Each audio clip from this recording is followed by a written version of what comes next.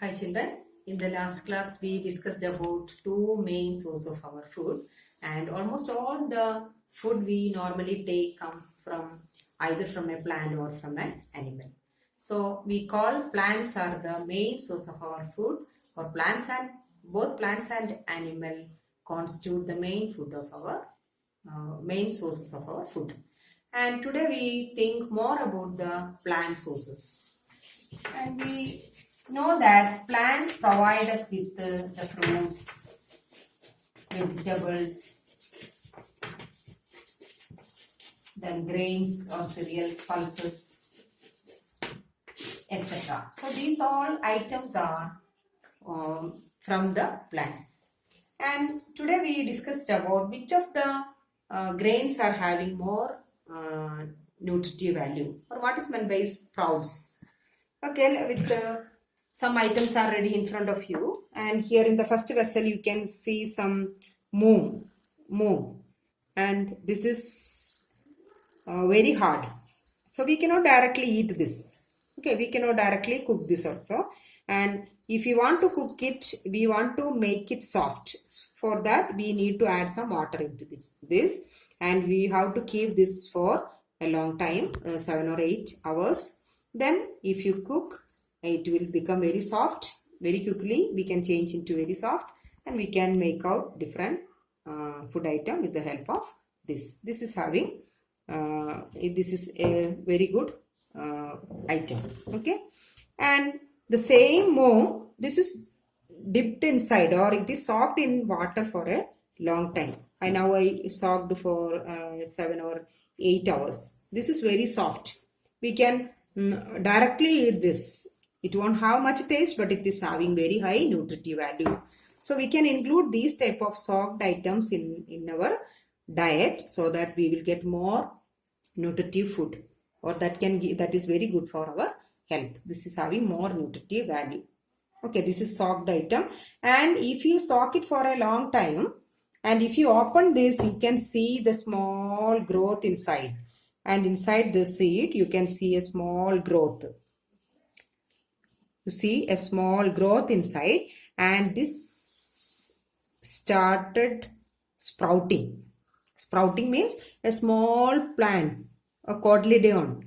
The small plant will start coming out of the grains, and we call this a sprout. And these all are sprouted. In all these inside all this moong, you can see a small baby plant, or this all sprouts.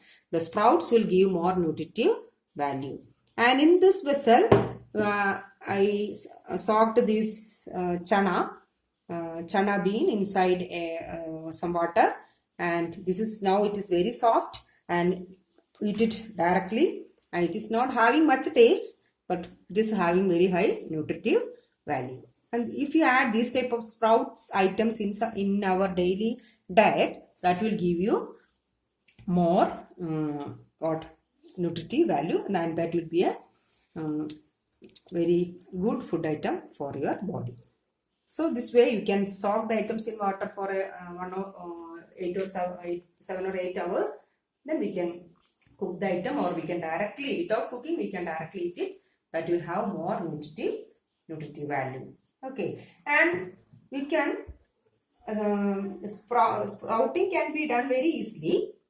For that, you take this type of grains in a vessel, then add some amount of water, then keep it aside for 1 or 2 days, then leave the water, take the grains, wash it, then cover it with the cloth, then keep it for 1 or 2 days more. Then you can see all the new parts from every grains, and you can see that is sprouted grains. Okay, and you will see a small growth from every grains, and that is fruited grains, and that is having more nutritive value than the normal grains. Okay, and now we move on to the next classification of animals, and all the animals are classified into different groups, and I'll write the names of some of the animals: buffalo, then cow, deer, etc. These all are in a variety.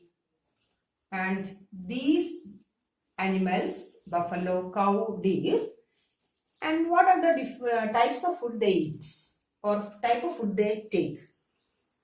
Buffalo, they won't eat other animal. Cow, they won't eat any other animal. Deer, eat only the plant. Or these three are having a special feature that they will eat the plants only. Or they are plant eaters. They are called herbivores.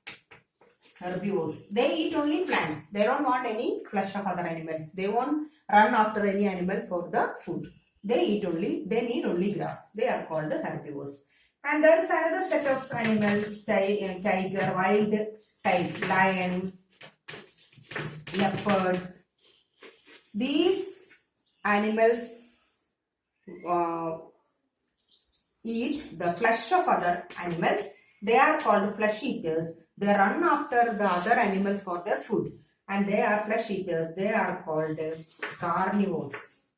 So these type of animals, some animals eat the flesh of other animals, or the plant animal eaters are called carnivores. And there is another one more set of animals, and we are also belong to the same group, human beings, then cat, etc.